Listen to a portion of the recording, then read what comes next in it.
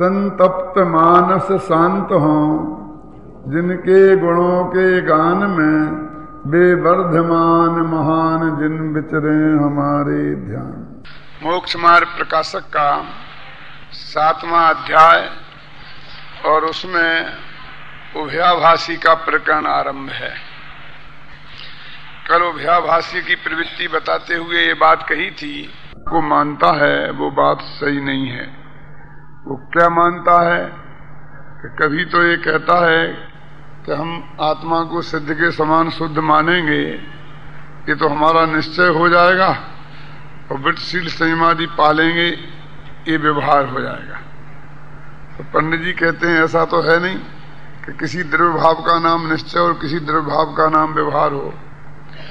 जो द्रव्य हो उसी द्रव्य के भाव को उसी का कहना उसका नाम निश्चय है, और उस द्रव्य के भाव को उसका न कहकर निमित्त और सहचारी की अपेक्षा दूसरे का कहना उसका नाम व्यवहार है। इस तरह उसका जो एक कहना है वो बात बनती नहीं है।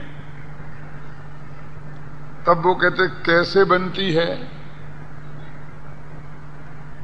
तो उसका भी उत्तर देते हैं। अब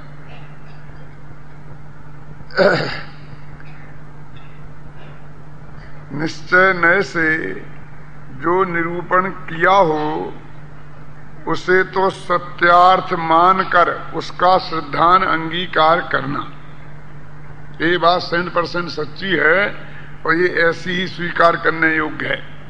और व्यवहार नय से जो निरूपण किया हो उसे असत्यार्थ मानकर उसका श्रद्धान छोड़ना, ये दोनों नयों का अंगीकार करना है। कि दोनों नयों को स्वीकार करें, दोनों नयों को स्वीकार करें।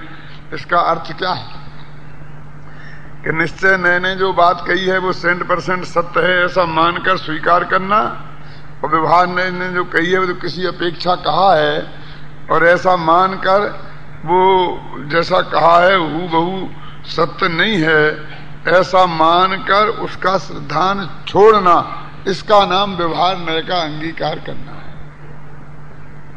तो फिर वो कहा ही क्यों, तो वो कहेंगे कि वो तो निमित्त और सहचारी की अपेक्षा कहा, बस वो अपेक्षा समझ लेना। कहने का कारण है वो भी समझ लेना कि कहा क्यों। बोलो, लोक में एक असली मामा होता है और एक हम अपने दोस्त के मामा को भी मामा कहते हैं और मामा के दोस्त को भी मामा कहते हैं। तो इसमें क्या करना कि जो असली मामा है उसे मामा कहना, उसका नाम तो निश्चय मामा। और जो मामा तो है नहीं लेकिन मामा का दोस्त है अथवा दोस्त का मामा है, उसे मामा कहना, वो व्यवहार मामा है। तो अब हम माने क्या कि मामा कौन है, कि निश्चय से जैसे मामा कहा है उसे तो तुम मामा मानना, और व्यवहार से जैसे मामा कहा है उसे जानना कि सिर्फ कहने के मामा है, वास्तव में मामा नहीं। क्यों? क्योंकि यदि दोनों को वास्तव में मामा मान लोगे तो धोखे में पड़ जाओगे। जब तुम्हारी शादी होगी तो मायरा वो निश्चय वाला मामा लाएगा और व्यवहार वाला मामा मायरा लाने वाला नहीं। तो वो मानना कि मामा नहीं है, बस ये तो दोस्त का मामा है इसलिए मैं मामा कहता हूं। कहने में कंजूसी नहीं करना क्या, लेकिन अंदर समझना जब इतने कहने ही तक हैं, इससे आगे और उसका कोई अर्थ नहीं है। तो व्यवहार से जैसे धर्म कहा गया हो तो समझ लेना कि धर्मात्मा के साथ शुद्धोपयोग और शुद्ध परिणति के साथ रहने से इसे धर्म कहा है, वास्तव में ये धर्म नहीं है।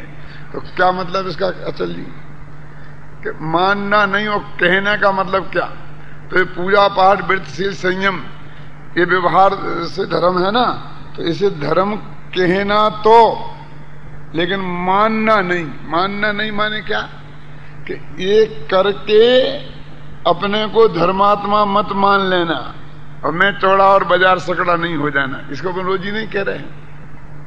नहीं है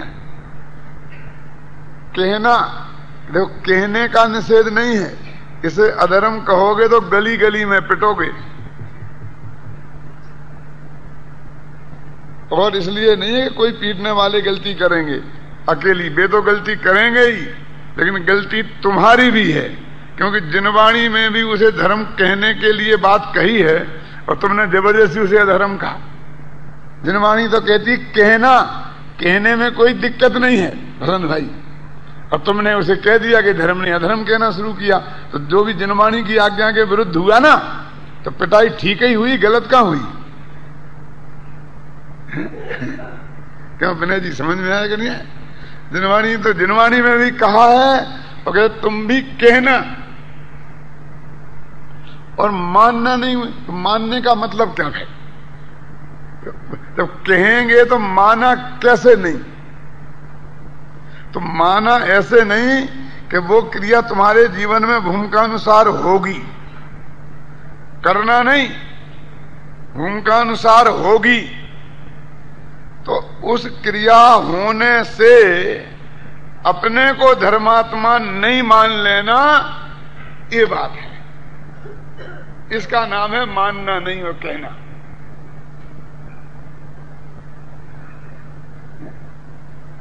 ऐसा नहीं होता है। जरा कल्पना करो कि हम तुम जो भी हैं, कोई विद्वान है, कोई दानवीर है, कोई वृत्तशील संयम पालता है, कोई अच्छा कार्य करता है, समाज की सेवा का काम करता है, ये सब लोग हम हैं।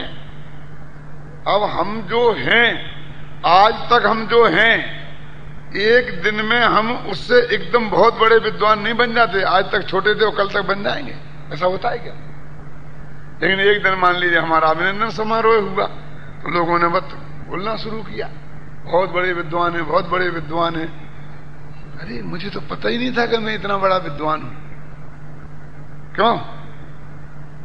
और उस दिन मेरे को लगने लग जाए कि मैं बहुत बड़ा विद्वान हूं, और उसके एक दिन पहले तक लगे कि मैं नहीं हूं। समझ गए ना?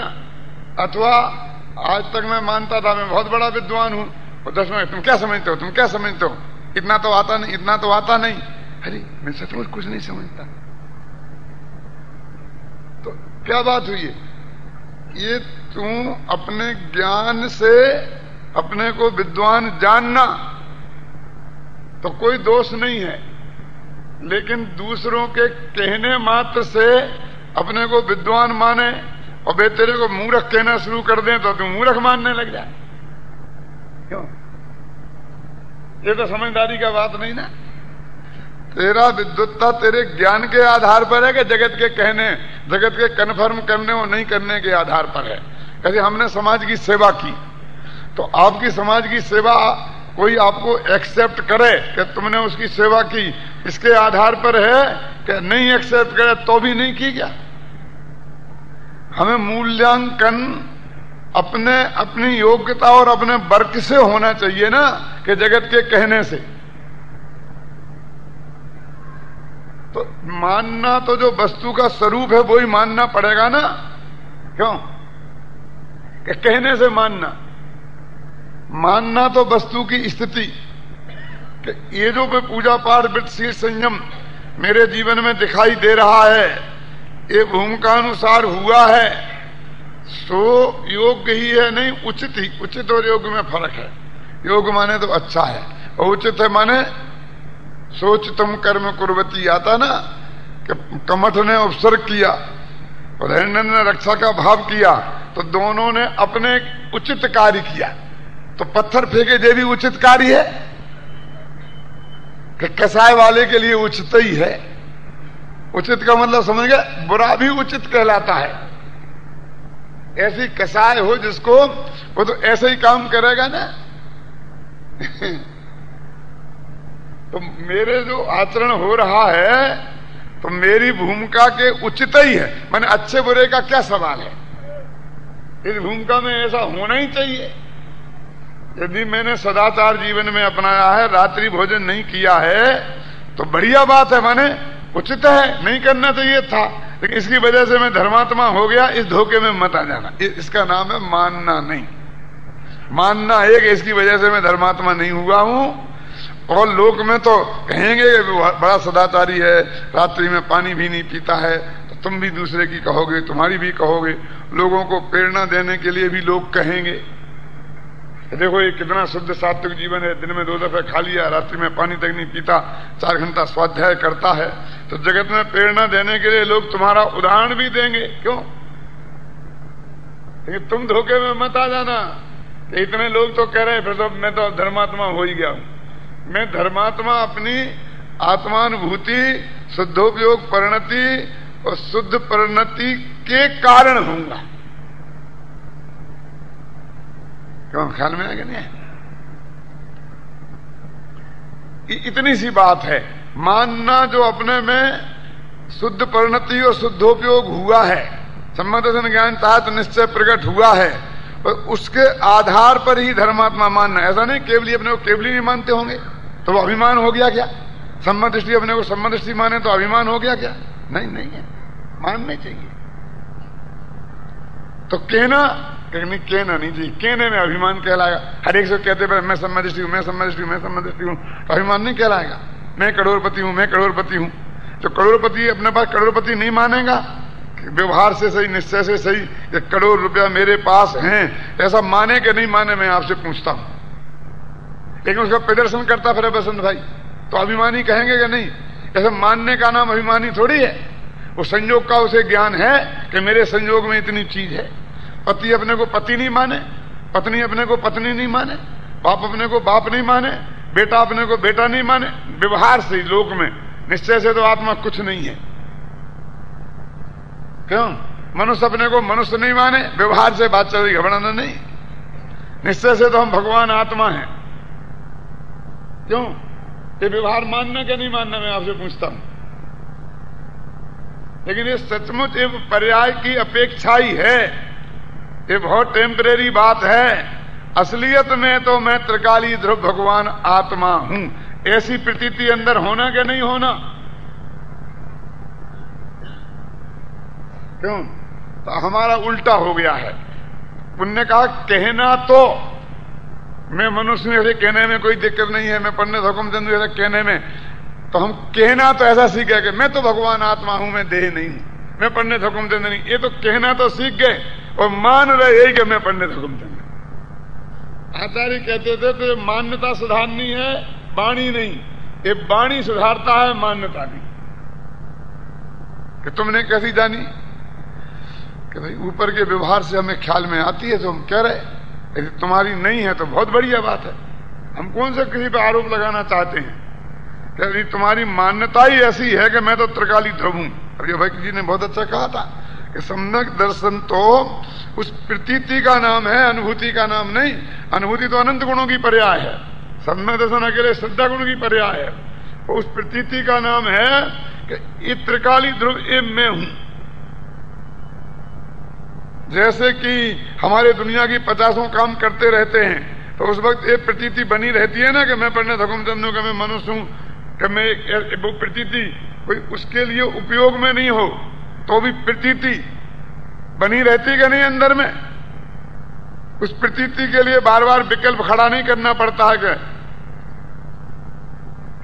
ऐसे त्रिकाली ध्रुव के बारे में जो अपनेपन की प्रतीति बनी रहे, उसका नाम सम्यक दर्शन है।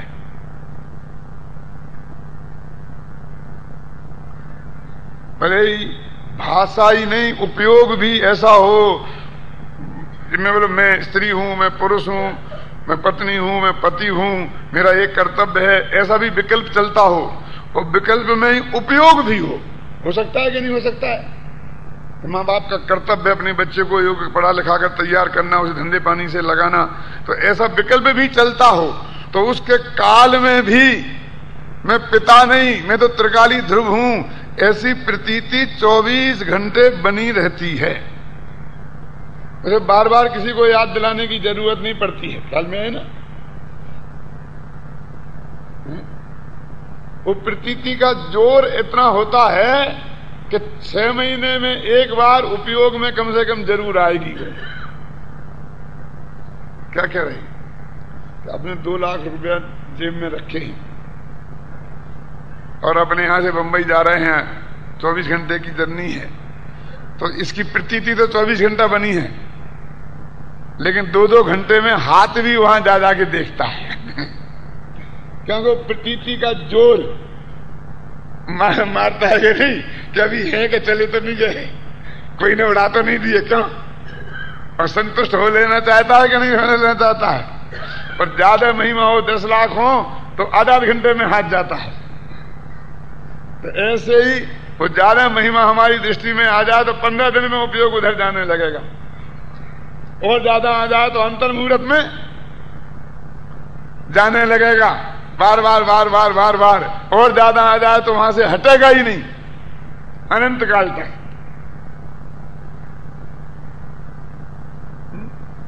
तो इसलिए कहते हैं कि वो प्रतीति त्रिकाली ध्रुव में अपनेपन की विद्यमान है, और उसी काल में देह को अपना, स्त्री को अपना, पुत्र को अपना, सबको अपना कहेगा। भाषा में आएगा, समझाएगा, ये भी चलेगा, व्यवहार चलेगा कि नहीं चलेगा। और उससे वो प्रतीति रंच मात्र भी बाधित नहीं होती। गजब की बात तो ये है, वो कभी ऐतराज भी नहीं करती। क्यों? ख्याल में है ना कि किसी को भी कुछ कह रहा हो, जैसे कि इसके लिए बहुत अच्छा उदाहरण ये है कि एक पुरुष श्रीपाल का पाठ कर रहा है और दूसरी कोई एक कन्या मैना सुंदरी का पाठ कर रही है, और श्रीपाल का जो पाठ कर रहा है वो सुरेश नामक व्यक्ति, उसकी पत्नी भी वहां नाटक देखने में बैठी है क्या? और जो मैना सुंदरी का पाठ कर रही है ना, उसका पति भी वो नाटक देखने के लिए बैठा है। समझ में है ना? क्यों? और अब स्टेज पर वो मैना सुंदरी श्रीपाल से हे प्राणनाथ ऐसे बोल रही है, भाषा में बात कर रही है। वो असली पति जो सामने बैठा है ना नाटक देखने में, उससे कभी उसने ऐसा नहीं बोला होगा। क्यों? क्यों? गुजरात में तो ए रमेश ऐसे बात बोलती है। और पाठ में पंडित ने लिख दिया कि हे प्राणनाथ ऐसा बोलो। क्यों? तो बोला बेचारी, असली पति को कभी हे प्राणनाथ बोला ही नहीं होगा, और उसे बोले, और वो भी हे प्रिय बोले। अपनी पत्नी को कभी उसने हे प्रिय नहीं बोला होगा। और दोनों ही वे पति पत्नी देख के सुने तो बहुत खुश हो कि पर पुरुष को ऐसा कह रही, पर पत्नी को ऐसा कह रहा है कि वो तो पाठ कर रही है, उसको प्रतीति में जमी ना कि ये तो नाटक कर रही है, एक्चुअल नहीं है। ये दोनों को है भरोसा, और उन दोनों को भी भरोसा है कि ये तो मैं नाटक कर रही हूं, ये एक्चुअल नहीं है।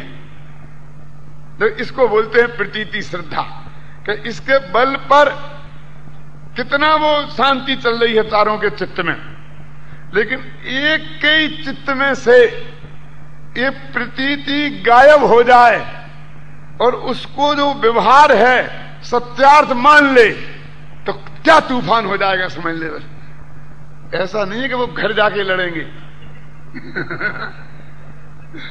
वही धमाधम शुरू हो जाएगा, नाटक, असली नाटक शुरू हो जाएगा।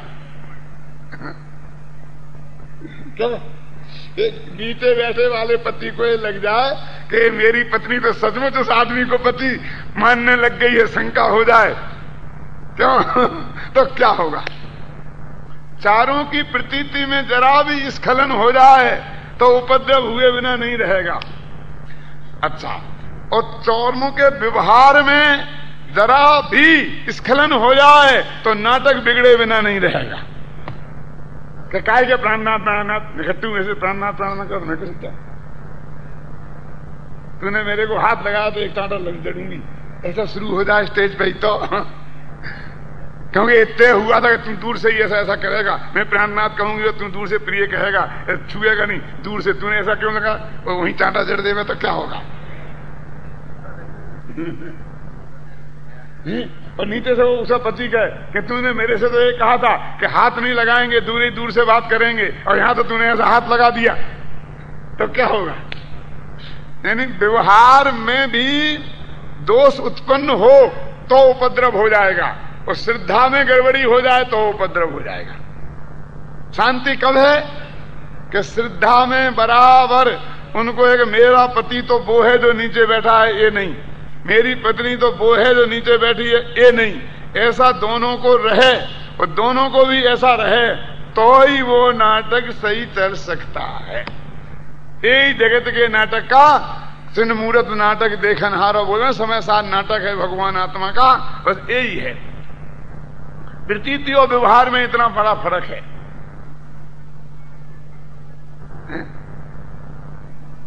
वो प्रतीति से व्यवहार बाधित नहीं होता, और व्यवहार से प्रतीति बाधित नहीं होती, पहली बात। और दूसरी बात कि उसकी भी लिमिट है। क्या लिमिट है मीठा भाई, समझना कि उसने अपनी पत्नी को मैना सुंदरी का पाठ करने की सुरेश के साथ अनुमति दी है, लेकिन उसने बातों ही बातों तक अनुमति दी है। काया का स्पर्श नहीं होना चाहिए और मन में विकृति नहीं होना चाहिए, इस शर्त के साथ परमिशन दी है अपनी पत्नी को स्टेज पर दूसरे की पत्नी का अभिनय करने की, और उसकी पत्नी ने भी इसी शर्त के साथ दी है। समझ गए ना? तो श्रद्धा के विरुद्ध व्यवहार हो सकता है ज्ञानी का, लेकिन उसमें मर्यादाएं हैं। और वो मर्यादाएं क्या हैं कि अपनी स्त्री पुत्र को व्यवहार से अपनी स्त्री पुत्र मान सकता है, पराई स्त्री पुत्र को व्यवहार से भी अपनी स्त्री पुत्र नहीं मान सकता। ख्याल में आ गया ना? अंदाज लगा कि नहीं लगा कि व्यवहार से वो शुद्ध सात्विक आहार कर सकता है, मांस मदिरा का नहीं। ऐसा नहीं वो तो व्यवहार है, चलेगा। निश्चय में तो हमारी आत्मा में प्रतीति है, ऐसा नहीं चलेगा बसंत भाई। और कितना कितना कहां कहां चलेगा कि इसको चरुणानी योग के शास्त्रों से नक्की करना, वहां लिखा हुआ है कि कहां की भूमिका में कितना कितना चलेगा। क्या ख्याल में आया कि नहीं आया? ये है। तो ऐसे ही श्रद्धा की प्रतीति, निश्चय और व्यवहार की संधि का एक सुमेल है, और उसकी मर्यादाएं बिल्कुल सुनिश्चित हैं। वे मर्यादाएं भंग होती हैं तो समझ लेना कहीं ना कहीं गड़बड़ है। और वो मर्यादाएं भी सोच सोच के नहीं पाली जाती हैं, क्योंकि वो निमित्त नैमित्तिक संबंध ऐसा है कि अंदर में त्रिकाली ध्रुव में प्रतीति हो तो बाहर में व्यवहार में इतनी पवित्रता होगी ही, उसमें कोई भी विकल्प करने की आवश्यकता नहीं है। जी साहब, कितना बैलेंस का नाम जैन दर्शन है। देखो अभी एक अपनी बात के समर्थन में पंडित टोडामल जी सोचते हैं कि मैंने जो ये बात कही कि व्यवहार को हे मानकर उसका श्रद्धान छोड़ना, ये इतनी बड़ी बात है कि अकेले टोडरमल जी की क्रेडिट पे मार्केट में चलेगी नहीं। जैसे बैंक में ऑफिसर होते हैं ना, तो हर ऑफिसर को एक लिमिटेड अधिकार होते हैं कि वो यहां तक का कर्जा मंजूर कर सकता है। उसके ऊपर की बात हो तो केस भले ही वो ही डील करे, लेकिन ऊपर के ऑफिसर से स्वीकृति लेकर के ही वो दे सकता है। 2 लाख तक का कर्जा उसे देने का अधिकार है, और 5 लाख का देना हो को बोलो विपिन भाई तो डील तुम ही करो, लेकिन अपने बड़े साहब से पूछ के कन्फर्म कराओ उस केस को। ऐसा होता क्या नहीं होता? और 50 लाख का हो तो उससे बड़े साहब को देख के कन्फर्म कराओ। ऐसा होता है क्या नहीं होता है? तो ऐसे ही टोडरमल जी कहते हैं कि ये इतनी बड़ी बात है कि मेरे को पावर नहीं है कि मेरे कहने से समाज मानेगी, इसलिए वो कहते हैं सो ही समय सार में कहा है तो आत्मख्याति का छंद उन्होंने समय सार, क्योंकि हम समय सार आत्मख्याति में वे भेद ही नहीं करते थे। सर्वत्राद्यवसान वेव मखिलम त्याज्यम यदोक्तम जिनई तन्मन्ने व्यवहार एव निखिला अन्यास्या त्याजिता सम्यक निश्चय एकमेव परमम निष्कंपमाक्रम्य किम शुद्ध ज्ञान घने महेन मिनन जे बदनंति संतो धृतिम। बहुत मार्मिक कलश है अमृतचंद्राचार्य देव का। ये ऐसा कलश है कि इशारे में समझने की बात है। क्या कहते हैं अमृतचंद्राचार्य कि हे भगवान, भगवान से कह रहे सर्वत्राद्य बसान एव अखिलई त्याज्यम यदुक्तम जिनई।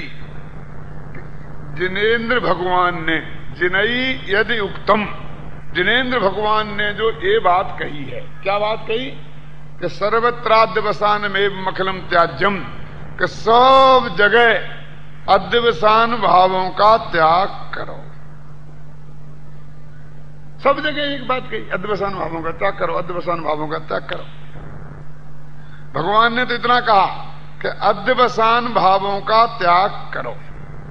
तो अमृतचंद्राचार्य कहते हैं कि भगवान के इन शब्दों का इशारा मैं ये समझता हूं कि तद मन्ने, उसका अर्थ में ऐसा मानता हूं कि निखिला अपि अन्याश्रिता व्यवहारा त्याज्या, सारा का सारा अन्य के आश्रय से उत्पन्न हुआ व्यवहार त्यागने योग्य है।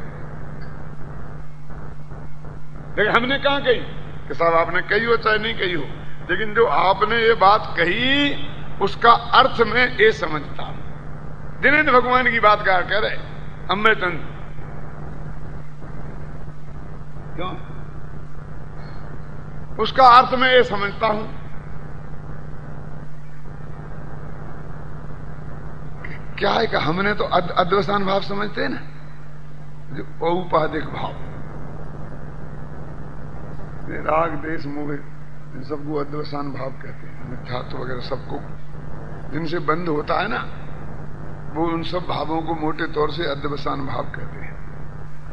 तो अद्वसान भावों को माने मोह राग देश को त्यागने की बात कही, तो कहते हैं कि अन्य के लक्ष्य से मोह राग देश की उत्पत्ति होती है। तो सीधी बात यह है कि तुमने अन्य के लक्ष्य की काई त्यागने की बात कही है, और अन्य के लक्ष्य से जो बात कही जाती है वो व्यवहार कहलाती है। तो इसका मतलब है तुमने सारे ही व्यवहार को त्यागने योग्य कहा। कहे जो मोटे तौर बताऊं, पर का बुरा करने का भाव भी अद्वसान है, और पर के भला करने का भाव भी अद्वसान है। जो वहीं का कलश है, न मैं मार सकता हूं न जला सकता हूं, जो प्रकरण आता है ना, तो कहते तुमने मारने के भाव को भी अद्वसान कहा और बचाने के भाव को भी अद्वसान कहते हैं। तो तुमने दोनों ही के त्याग करने की बात कही कि तुम मारने के भाव को भी मत करो और बचाने का भाव भी मत करो, कि दोनों ही बंध के कारण है। इसका मतलब ये है कि पर के लक्ष्य से बचाने का भाव भी पर के लक्ष्य से हुआ ना, इसे बचाना, इसे मारना। तो तुम ये कहना चाहते हो कि पर के लक्ष्य से जो भी भाव होगा वो धर्म नहीं है। सीधी सच्ची बात है, वो त्यागने योग्य धर्म नहीं है, माना त्यागने योग्य है। उसमें अच्छे बुरे का भेद नहीं करो, कोई पुण्य पाप का भेद नहीं करो। सीधी सच्ची बात है, तुम ये कहना चाहते हो। क्यों? क्या कहना चाहते हो? कि एक आदमी ने किसी को मारने को गया, तो कहा तुम बिना पूछे कैसे गए थे? तुम्हें 5 रुपए जुर्माना। फिर दूसरे दिन किसी को बचाने को गया, तो तुम बिना पूछे कैसे गए थे? 5 रुपए जुर्माना। मारने गया तो 5 रुपए जुर्माने, बचाने गया तो 5 रुपए जुर्माने। क्योंकि बात है, अरे मारने गया था तो 5 रुपए जुर्माने, बचाने गया तो 10 रुपए इनाम मिलना चाहिए था। लेकिन यहां तो जुर्माना ही जुर्माना है, चाहे मारने जाओ चाहे बचाने जाओ। तो कहते देखो, जुर्माना न मारने का है न बचाने का है, तो काय का है कि जुर्माना अपनी मर्यादा के भंग करके उसके बाहर जाने का है। वो चाहे तुम मारने को गए हो और चाहे बचाने को गए हो, तो ये उपयोग अपने ज्ञान स्वभाव में से हटकर बाहर गया, उसका ही नाम अपराध है। ये तुम मारने गए थे कि बचाने गए थे, इससे कोई लेना देना नहीं। इसका मतलब अन्न के आश्रय से उत्पन्न हुआ जो भी भाव है वो सब भाव त्यागने योग्य हैं, चाहे मारने के हों, चाहे बचाने को, चाहे सुखी करने के, चाहे दुखी करने के, चाहे भला करने का, इसका सवाल नहीं है। देखो ये बहुत बहुत बड़ी बात लगती है, बड़ी बात नहीं है। गांधी जी की आत्मकथा में ये बात लिखी है, यदि आप पढ़ो बारीकी से तो। पढ़ी किसी ने? मैंने पढ़ी थी बहुत छोटी उम्र में। उन्होंने लिखा है अपनी आत्मकथा में कि जब वे 5वीं 6वीं क्लास में पढ़ते होंगे तो उनके पिताजी की तबीयत बहुत खराब हुई। तो पिताजी के भी हाथ पैर दबाने लग गए, सिर दबाने लग गए, बुखार था ना, तो उस दिन स्कूल नहीं गए। स्कूल नहीं गए तो दूसरे दिन जब पहुंचे तो मास्टर जी ने बेंच पे खड़ा कर दिया कि तुम स्कूल क्यों नहीं आए थे कल। बेंच पे पूरी क्लास में बेंच पे खड़े रहने को कहा, तो उन्हें 5 मिनट खड़े रहे और फिर उनसे कहा कि तुम बैठ जाओ बैठ जाओ। गांधी जी नहीं बैठे, खड़े ही रहे। मैंने गुस्सा हो गया कि तुमने खड़ा कर दिया, मैं खड़ा ही रहूंगा, नहीं बैठना। खड़े पूरे तो उन्होंने 2-3 दफे कहा, फिर भी नहीं बैठे तो वे चुप रह गया मास्टर। उन्हें पढ़ाता रहा। फिर सारी क्लास की छुट्टी हो गई तो गांधी जी गए ही नहीं खड़े। बाप की सेवा करना भी गलती है, बाप की सेवा करना भी गलती है। क्यों? उसका दंड मुझे, मैंने पिताजी के पैर दबाए, ये किया, माता के इसके, और आपको मैंने बता भी दिया कि पिताजी की सेवा करने में मैं रह गया, बीमार थी, तबीयत खराब थी। फिर आपने मुझे बेंच पर खड़ा कर दिया सबके सामने। मुझे बताओ मेरी गलती क्या है? बहुत तेजी में था, मास्टर जी ठंडे हो गए थे। उन्होंने कहा बेटा ये बात तो सही है कि तुम पिताजी की सेवा कर रहा था, लेकिन फिर तुझे दंड क्यों मिला?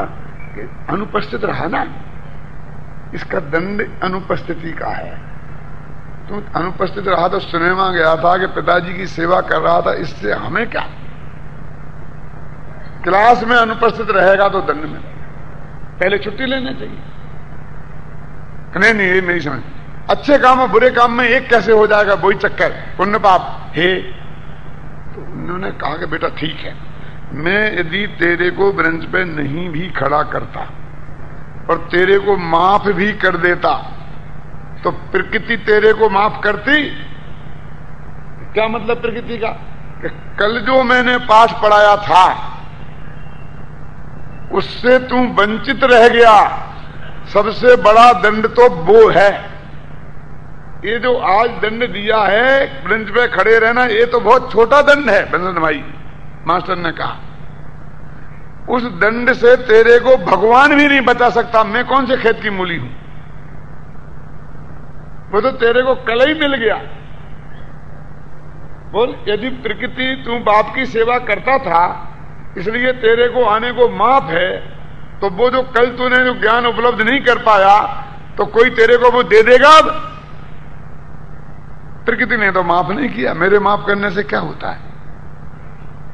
मैं तेरे को माफ नहीं करता तो प्रकृति तुझे माफ कर देता तो प्रकृति और ज्यादा दंड देती। कैसा? कि तुम फिर अच्छे काम में रहता और 6 दिन तक अनुपस्थिति लगाता तो तुम पढ़ाई से वंचित रह के फेल हो जाता।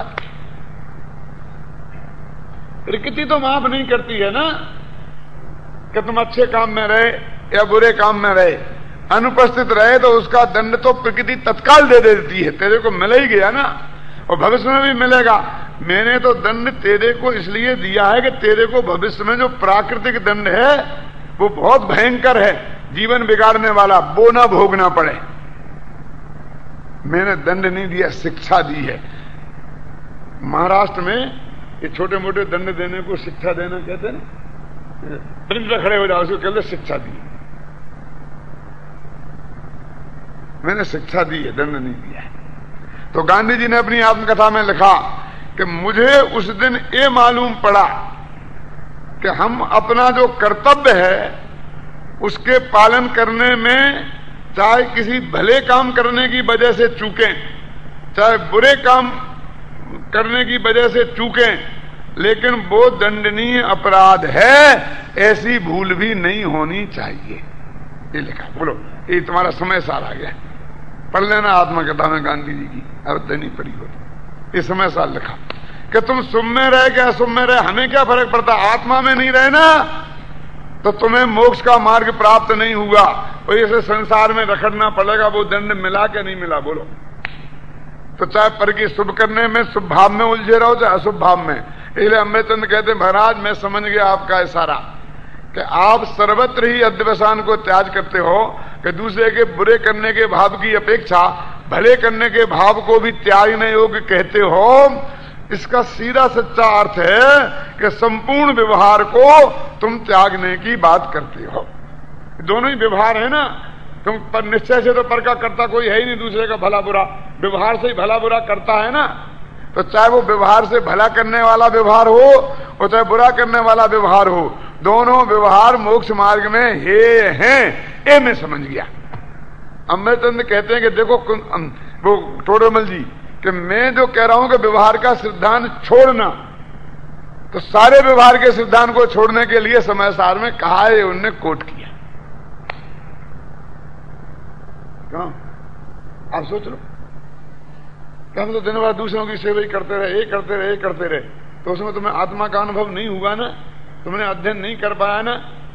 1 घंटा प्रवचन हो रहा है और आप जाकर किसी बाहर की सेवा में लग जाएं, दूसरे की चप्पल रखाने में लग जाएं, ये खींचने में लग जाएं, बस में लग जाएं, तो आप व्याख्यान नहीं सुन पाए, वो दंड आपको नहीं मिला। बोलो उसे कौन आपको बचा सकता है उससे? क्या मैंने तो बहुत बढ़िया काम किया था, ये बढ़िया काम की बात कौन सुनेगा?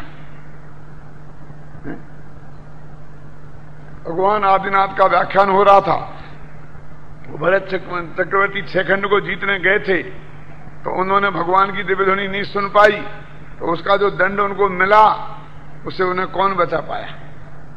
बढ़िया काम के लिए गए हो तो अच्छे काम के लिए भगवान की दिव्य ध्वनि तो छूटी कि नहीं छूटी?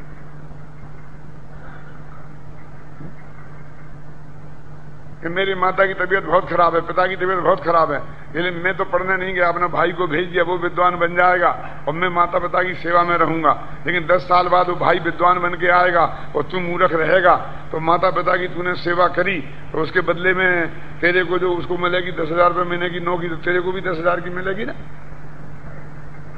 कि 500 की भी नहीं मिलेगी। बोल क्या करेगा?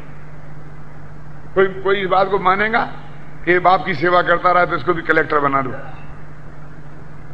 बोलो लोक में है, लोक में भी ऐसी व्यवस्था है क्या कि तेरे भले काम का पुरस्कार मिले? तो कोई भला काम नहीं करेगा। अब करेगा कि नहीं करेगा ये चिंता बाद में करना है, तो झूठा बोल दे कि मिलेगा। तुम पहले सत्य समझ ले, तू करेगा क्या? नहीं कर सकता ही नहीं कोई किसी का भला बुरा। यदि मेरा भला होना है और तुम्हें निमित्त बनना है तो तुम झक मार के बनोगे ही, ऐसा कुछ है ही नहीं।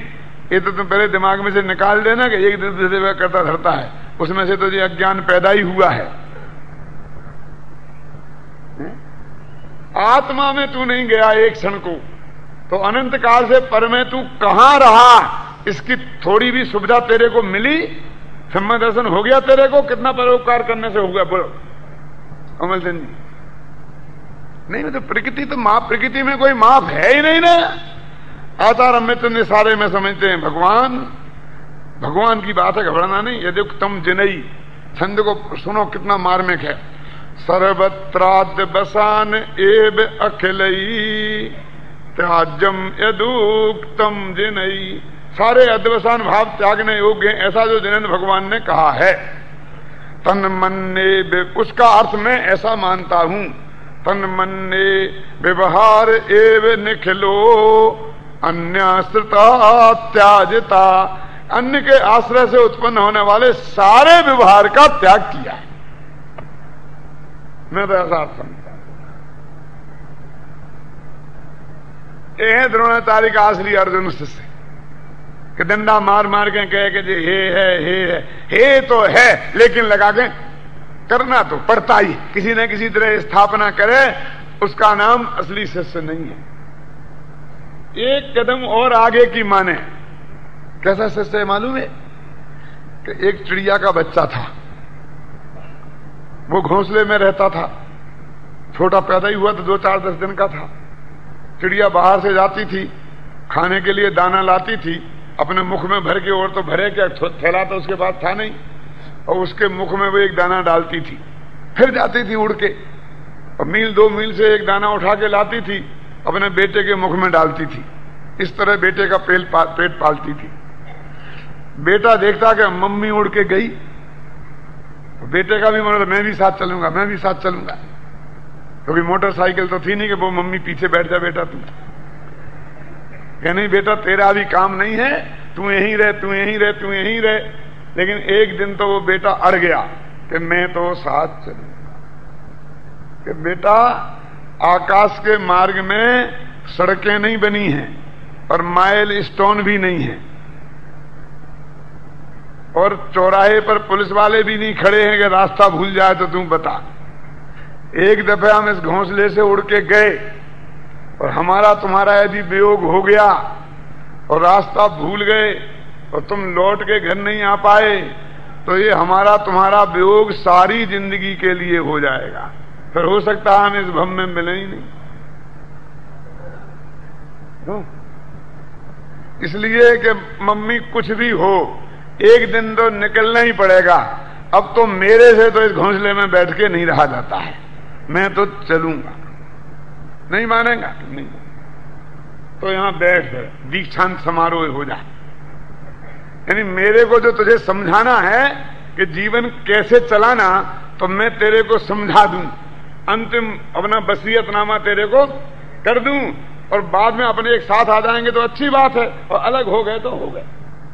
कि ठीक है बताओ कि देख ये दुनिया में बहुत आदमी जानवर हैं जो अपने शत्रु ही शत्रु हैं। जितने मांस भक्षी है ना, ये सब अपने शत्रु हैं।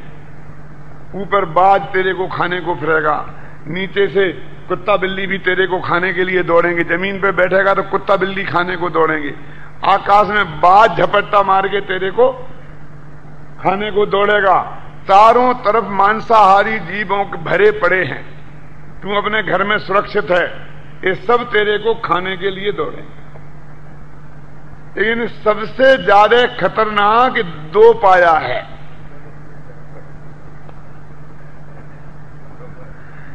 क्यों कि ये जो जानवर है धोखेबाज नहीं है,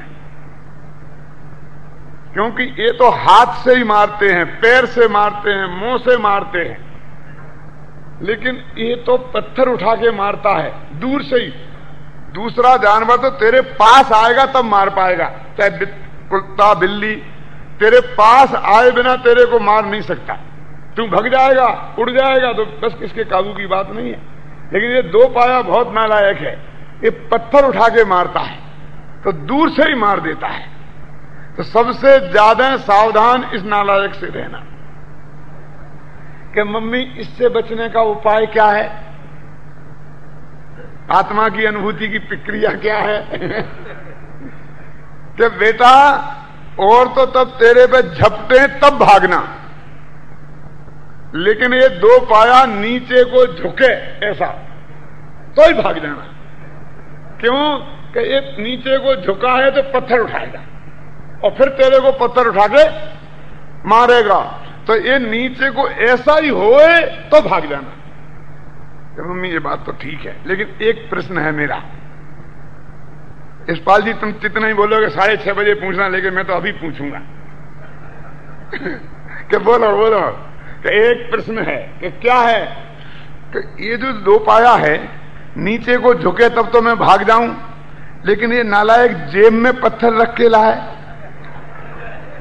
और नीचे को झुके ही नहीं, वो ऐसा निकाल के मार दे तब क्या करना? कि बेटा खत्म हो गया खेल। क्या हो गया? कि अब मैं भाषण नहीं दूंगी तेरे के लिए, तू तो मेरे से ज्यादा होशियार है। मैंने तो यही सोचा था क्या कि ये झुक्के पत्थर उठा के मारेगा तो भाग जाना। ये तो मैंने सोचा ही नहीं था कि ये जेब में रख के भी ला सकता है। ये तो मेरे दिमाग में ही नहीं आई थी, लेकिन तेरे दिमाग में ये बात भी आ गई। अब मुझे तुझे कोई उपदेश देने की जरूरत नहीं है, अब तू बेटा उड़ के जा। ऐसे ही अनंत भगवान ने अमृतचंद से कहा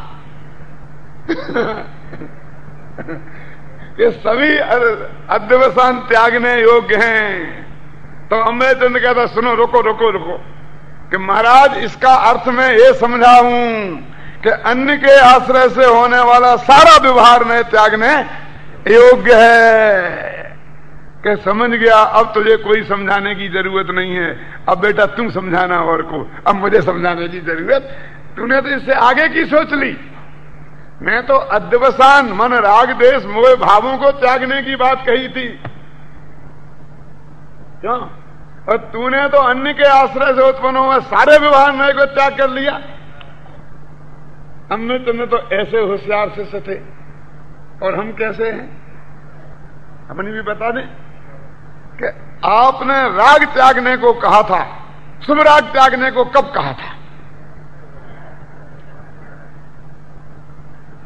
आपने राग त्यागने को कहा था, मंद राग त्यागने को कब कहा था? अरे राग तो सब आ गया ना उसमें, तो उसमें से गली खोजने वाले हैं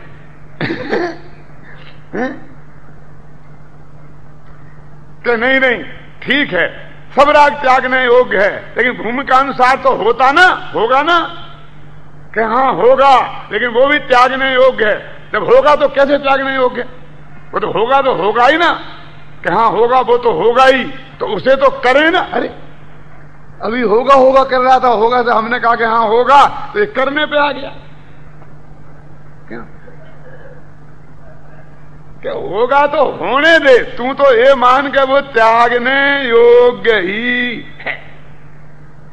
तो होगा तो उसकी बात क्यों करता है?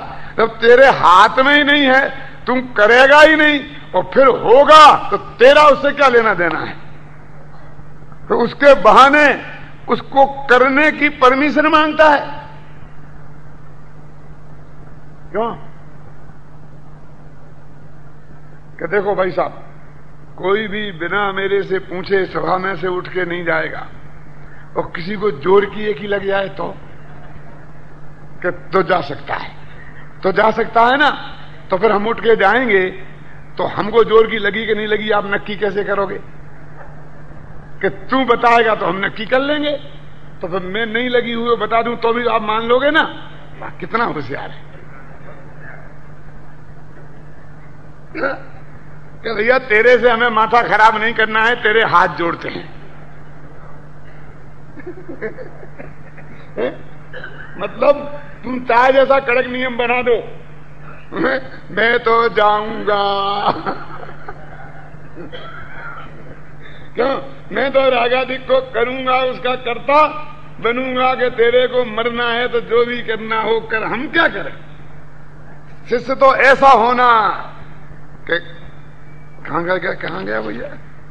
सर्वत्राद्यवसान एव अखिलई त्याज्यम यदुक्तम जिनई तन्मन्ने व्यवहार एव निखिला अन्याश्रिता त्याजता।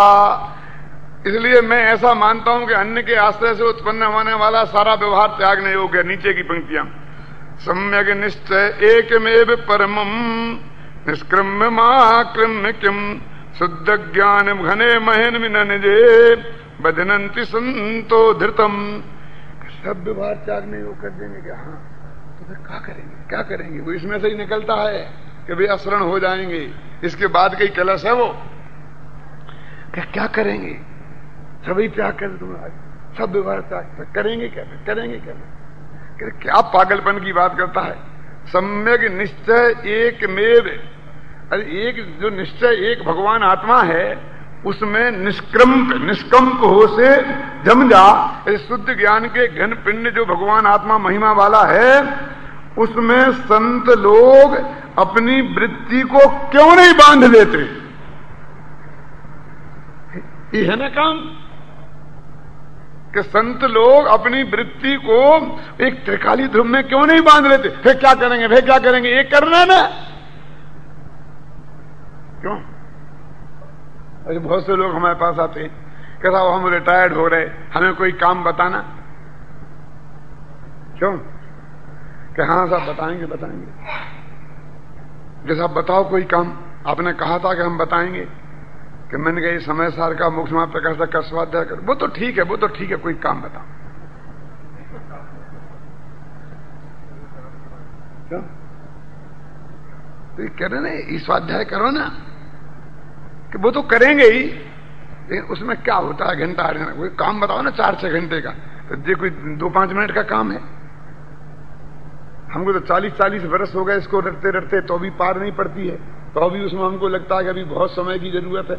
और तुम 60 वर्ष तक कुछ नहीं किया, अभी काला अक्षर भैंस बराबर है, अभी भी 1 घंटा 8 घंटा करेगा और 8 घंटा इसको 2-2 4-4 8 वो काम बताओ। ऐसे आत्मा का कल्याण होगा? बोलो, सच बोलो। क्यों सुमन भाई? अरे भाई साहब, ये फुल टाइम जॉब है, ये पार्ट टाइम जॉब नहीं है। और ऐसा फुल टाइम जॉब है कि इसके साथ कोई पार्ट टाइम जॉब करने की भी जरूरत नहीं है। अरे मुनिराजों का ये फुल टाइम जॉब है तो भी उनकी पार नहीं पड़ती है, और तू घंटा 8 घंटा करके क्यों? गुरुदेव फरमाते थे कि ये सेठिया नौकरी पेशा करते तो कम से कम 55 वर्ष की उम्र में रिटायर तो हो जाते हैं, अब 58 होने लगे, 60 होने लगे। क्यों? लेकिन ये बनिया तो कभी रिटायर्ड ही नहीं होता है। 80 वर्ष का हो जाए तो भी रिटायर्ड नहीं होता है, बच्चे धक्का मारे तो भी रिटायर्ड नहीं होता है। आपकी जरूरत नहीं है, आप जाओ जयपुर में ही रहना। क्यों बालचंद जी साहब? बच्चे कहते कि नहीं कहते? ठीक है ठीक है, कोई काम नहीं होगा तो चले जाऊंगा, और कोई काम तो नहीं है, तू बता, काम हो तो फिर धक्का मार मार के भेजते, रिटायर्ड नहीं होते। गुरुदेव फरमाते थे कि नहीं फरमाते थे कि वो तो ठीक है, लेकिन करूंगा क्या? 2 घंटा के लिए ऑफिस चला, 2 घंटे के ऑफिस चला जाता, देखता हूँ क्या काम, कुछ नहीं करता हूँ। क्यों? क्या नाम? तखतराज जी, आप भी घंटे 2 घंटे को तो हो आते हैं ना? नहीं जाते ना? बहुत भाग्यशाली है बाबू जी। अरे एक फुल टाइम जॉब है भाई, इतना है। अनंत कारम सर शब्द शास्त्रों की कमी है।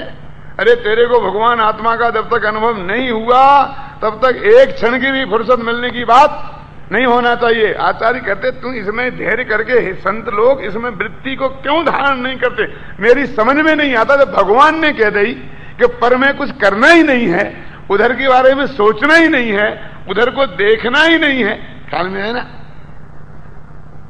जब बच्चों ने कह दिया कि तुम्हें दुकान पे आने की जरूरत ही नहीं है, ये बुढ़े क्यों मरने को जाते हैं? सच्ची बोलता हूं, मैं अपनी तरफ से नहीं कह रहा हूं। आचार्य महाराज कह रहे भगवान ने कह दिया कि सुबह सुबह का कोई चक्कर नहीं रखना, पर की तरफ देखने की जरूरत नहीं है। अपने तो पे ये सज्जन लोग, संत लोग आत्मा में अपनी बुद्धि को क्यों नहीं लगाते हैं? ऐसा लिखा, देखो टोडामल जी जो उसका अर्थ लिखते हैं वो मैं आपको सुनाता हूं। क्योंकि सर्व ही हिंसादि व अहिंसादि में अध्यवसाय है, सो समस्त ही छोड़ना, ऐसा जिन देवों ने कहा है। इसलिए मैं ऐसा मानता हूं कि जो पराश्रित व्यवहार है सो सर्व ही छुड़ाया है। संत पुरुष एक परम निश्चय ही को भले प्रकार निष्कंप रूप से अंगीकार करके शुद्ध ज्ञान घन रूप निज महिमा में स्थिति क्यों नहीं करते? उल्टा प्रश्न करते हैं। क्या इतना भगवान ने ये कह दिया कि तेरी जिम्मेवारी हमारी, जा तुम अपने आत्मा में लग जा, कि ठीक है आपने तो जिम्मेवारी ले ली, मेरी भी तो कुछ ड्यूटी है कि आपकी कुछ पूजा भक्ति करूं, आपने मेरी जिम्मेवारी ले ली तो क्यों? कहते सुनो, यहां व्यवहार तो त्याग कराया है, इसलिए निश्चय को अंगीकार करके निज महिमा रूप प्रवर्तना युक्त है। टोडामल जी साहब कहते हैं कि इसलिए मैं ये कहता हूं, मैंने जो बात कही अपनी तरफ से नहीं कही है, अमृतचंद्र ने ऐसा लिखा है। तो अमृतचंद्र कहते मैंने अपनी तरफ से नहीं कही है, ये तो हाई कमीशन से बात आई है, ये तो जिनेन्द्र भगवान ने कही है। ये तो करोड़ों का कर्जा दिखता है विपिन भाई, न विपिन भाई के कब्जे में है, न मैनेजर के कब्जे में है, न मैनेजर के कब्जे में है। ऐसा लगता है ये तो रिजर्व बैंक के मैनेजर से पास होने की बात है। अमृतचंद्र भी कहते भगवान ने कहा है, मेरे घर की बात नहीं है। अब बड़े आदमी तुम्हें भगवान का भी भरोसा नहीं है तो अब कौन तुम्हें जगाने आएगा? मैं ये कहता हूं कि पंडित हुकुमचंद की बात नहीं है राजू भाई, ये जिनेन्द्र भगवान की बात है। अमृतचंद कह रहे हैं, टोडामल कह रहे हैं अमृतचंद की बात है। बोलो, अब भगवान तुमसे ये बात कह रहे हैं अब और कौन आएगा जो तुम्हें कहेगा, किसका इंतजार कर रहे हो कि वो जगाएगा तब जागोगे। जागना हो तो जागो, इससे बढ़िया अवसर हो कोई दूसरा कभी आने वाला नहीं है।